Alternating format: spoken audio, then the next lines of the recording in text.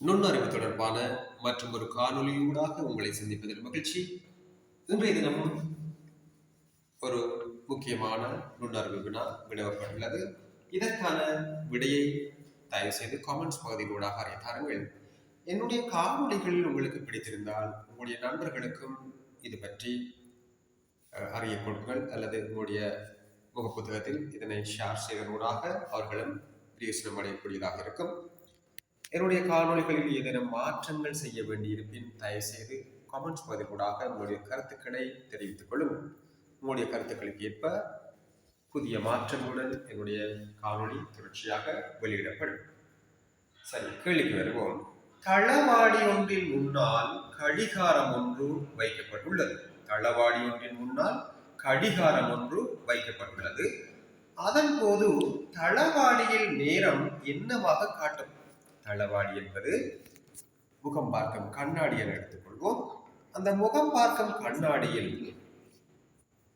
தளவாடி ஒன்றின் முன்னால் இவ்வாறான ஒரு கடிகாரம் வைக்கப்பட்டுள்ளது. தளவாடியில் என்ன நேரத்தை காட்டும்? பொதுவாக மாணவர்கள் ஆரம்ப காலத்தில் இருந்து இவ்வாறான வினாக்கள் வினவப்படும் போது இலகுவானதொரு வழி என சில ஆசிரியர்கள் சொல்லிக் கொடுப்பதுண்டு.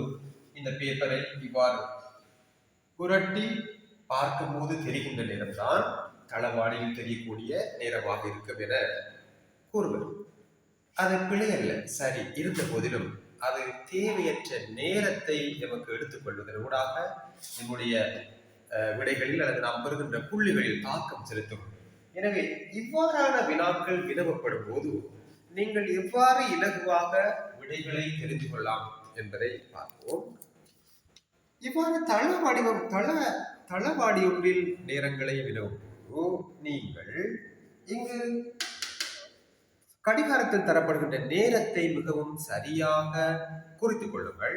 இங்கு இதிலும் பிழைவிட்டால் உங்களுடைய விடைகளிலும் பிழை ஏற்படும். இந்த மணிமுள் இருப்பது கிட்டத்தட்ட 3க்கு நேரே, நிமிடமுள் இருப்பது 9, 10க்கு நேரே. எனவே மாணவர்கள் சில வேளை இந்த நேரத்தை 3:50 என எடுத்தால் உங்களுடைய விடை பிழைக்கும். உங்களுக்கு தெரியும், இது 2:50, அதாவது 3 மணி ஆவதற்கு இன்னும் 10 நிமிடங்கள் உள்ளன. எனவே இது 2:50. 10க்கு நேரம் இருந்தால் 15:50. எனவே தளவாடி காட்டும் நேரம் 2:50.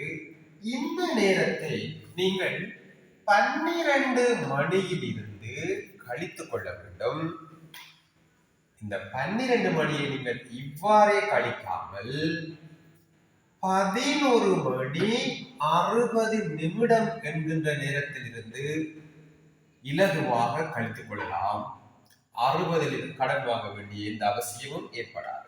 60 50 கழித்தால் 10, 11 2 கழித்தால் 9. எனவே தளவாடியில் உங்களுக்கு இந்த கடிகாரத்தை பார்க்கும் போது இந்த நேரமே தென்படும்.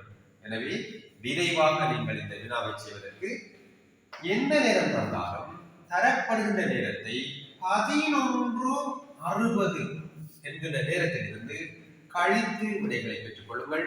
மற்றும் ஒரு காணொலி ஊடாக உங்களை சந்திக்கின்றேன். நன்றி.